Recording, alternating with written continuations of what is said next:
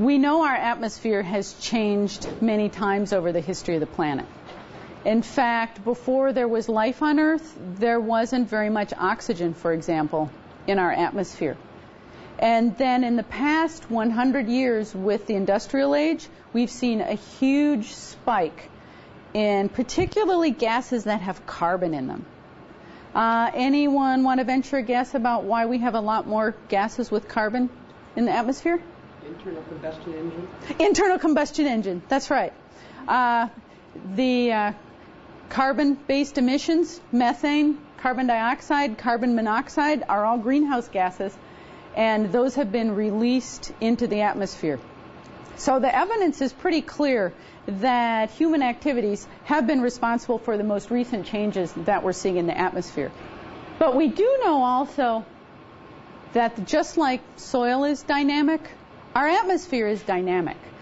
Students learned that the atmosphere is 70+% nitrogen, that has just about 1% argon, that, carbon dioxide is about 0.03, 0.04%, and kind of get the message that that's all that there is in the atmosphere, right? If you would ask your students what's in the atmosphere, what would they answer? Oxygen, right? Just oxygen. Just oxygen, yeah.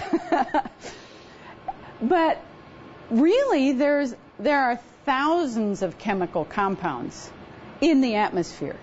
And they're not just floating around, they're interacting. And in addition to the chemical compounds that are in our atmosphere, there are tiny particles of other substances. So it's a very dynamic system. And we don't really think of it, one, because we can't see it. It's hard to observe, and particularly for elementary school, it's hard to observe for students. It seems a little abstract, but it's a dynamic place. And not only are there interactions happening on a small scale, it's all moving around. We have wind currents that continually are mixing everything that happens in the atmosphere. And so where does the energy come from that causes movement of our atmosphere? Sun. Comes from the sun. We're back to the sun again. Which brings us then to kind of a larger summary. If we look across terrestrial systems and living systems, and then we look up in the atmosphere, and we look down to soil, we can begin to think of something that encompasses all of the Earth systems at the same time, which is the global carbon cycle. Now, this I know is something that usually happens in the 5th grade curriculum, but it's something to keep in mind because it is a nice way for you to begin to lay the foundations for them to understand it when they see it for the first time in 5th grade, because then they're going to go, oh, I remember, we talked about photosynthesis. Oh, I remember this is fossil fuels and this is where they came from. So it really helps them begin to tie the pieces together if they hear about it more than once. So we start with carbon dioxide in the atmosphere combined with energy in the sun. It goes down, captured photosynthesis. See, here's the whole biological piece that we were just talking about with the respiration, the consumers, the decomposition. That's kind of like one little cycle right there. But that one little cycle then is part of a much larger cycle. So what if we think about fossil fuels? Some of the material that's in the process of decomposition gets buried for what? Oh, a few million years, right? Under intense heat and pressure. And then we get something else. We get fossil fuels. But guess what? The fossil fuels are just stored carbon. And where did that stored carbon come from? The photosynthesis, way up there. But then what happens if we burn these fossil fuels? What gets released? Carbon, exactly right. So carbon goes back up, carbon goes back into the atmosphere, and we start the cycle again. Same thing kind of happens over here in the oceans. Although we don't have fossil fuels where things are buried for long periods of time, but we do have all kinds of sediments like limestone, calcium carbonate in the oceans where carbon can sit for a long time or then be released up into the atmosphere if pH changes or biological activity changes. So we have a similar cycle going here. And it's all part of one large global carbon cycle. So let's think about another scenario. Let's think about So we know that carbon dioxide has increased in the atmosphere in the past 100 years because of this, right? Combustion of fossil fuels. So if we increase our use of fossil fuels, what will happen to the atmospheric carbon dioxide? It's going to go higher. It's going to go higher. Now, so let's say we don't change our combustion of fossil fuels. We all keep driving big SUVs to work, right? And we don't carpool and we don't use mass transit because we're in Texas and we like to drive our own cars. So let's imagine that we don't change the combustion end. What could we do in the rest of the system if we wanted to reduce the amount of carbon dioxide in the atmosphere? Add more plants. Right. And so we could add more plants, and what would the plants do? That's exactly right. Yeah, she just answered that they would take the CO2, the carbon dioxide, the extra, some of it, out of the atmosphere, use it in photosynthesis. In the process, they'd release oxygen into the atmosphere, and that carbon dioxide would go back into this cycle. So there is a way to balance. So if sometimes your students feel a little frustrated about, well, what can I, a single person, do about global warming or greenhouse gas emissions? Well, one thing that one can do, plant more trees, right? Or promote wise land use so that forests aren't cut as frequently, for example, or that we keep some vegetation. We could also decrease our use of fossil fuels, right? And that would also have a different effect. Some scientists have actually, and they're doing experiments, they're wondering what will happen with the increased levels of carbon dioxide in the atmosphere, because some people think that the plants will just photosynthesize more and grow more and absorb all that extra CO2. And it's turning out that only some species will do that. Not all will. Some of them actually don't thrive as well, and some do better. So it's a very species-dependent thing, and they really don't know what that extra CO2 is going to do in terms of photosynthesis. But again, it's pretty interesting if we think of this as one big connected cycle with all of these smaller cycles also happening. And again, then it ties all the pieces together, right? We've got some physical science stuff going on. We've got the earth science going on, earth space, and the life science, all as this one big connected system. So how does this contribute to global warming? I'm sure most of you noticed this summer when we'd leave here, go out to your car, and it had been sitting in the Houston sun. It was pretty warm inside, right? And it was warmer inside your car than outside, right? It's pretty interesting why that happens. And it happens, your car gets warm for the same reason that our planet gets warm. And first let me say that the greenhouse effect actually is a good thing. Because if we didn't have an atmosphere around our planet, one, we wouldn't be here, because there wouldn't be any air for us to breathe or anything. But the temperature of our planet would be below freezing, and life would not exist. So a small amount of the greenhouse effect is actually a good thing, and it's always going on. What we don't want to see is too much of a greenhouse effect so that we get a lot warmer, because that's going to upset a lot of kind of delicate balances that were part of the diagram we were just looking at. So what happens with the greenhouse effect? Solar radiation, so we're back to energy again, right? Light energy comes through the clear atmosphere, or you could think of it, lights coming through the windshield in your car, same thing. Some of that energy is then absorbed by the planet, or you could think of that as the seats on your car. Then it's downgraded because some of it's absorbed, and some of it's radiated back out as heat. The same thing is happening. The seats in your car are doing the exact same thing. So light's coming in, it's absorbed, some of the energy is lost, and what comes back is a longer wavelength, lower energy, so you perceive it as heat.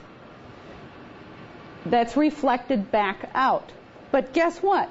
Then part of that heat energy in the atmosphere is trapped now by the gases around the planet and held close to the surface. And the same thing happens with the windows on your car. Light energy can come through. The radiated heat energy can't get out. And that's why your car gets warm, and that's why the planet gets warm. Very similar mechanisms. So it's this infrared or heat energy that's being radiated back out from the surface of the Earth after the light energies come in. So that's the greenhouse effect. So now we can see, since it's basically these greenhouse gases like the carbon dioxide that are doing this trapping, that's kind of the piece we were missing. That's where kind of we have this control, or we're having an influence on what's happening in the temperature in the planet. So first, let's just take a moment then to look at some of the data about carbon dioxide levels. So for the past 1,000 years, carbon dioxide was really stable in our atmosphere. And this is coming from some of the data from the ice cores. And then all of a sudden, in the industrial age, we have this huge spike in carbon dioxide concentration. Keeping in mind that carbon dioxide really is just a tiny percentage of our atmosphere. And here's our temperatures for the same time period. Pretty remarkable. It's like we're adding another blanket around the atmosphere on our planet. And of course, we are a major contributor to the carbon dioxide. In fact, we use much more than our share of fossil fuels, and we produce most of the greenhouse gases in the atmosphere. So now all of a sudden we've gone from science into social science, right?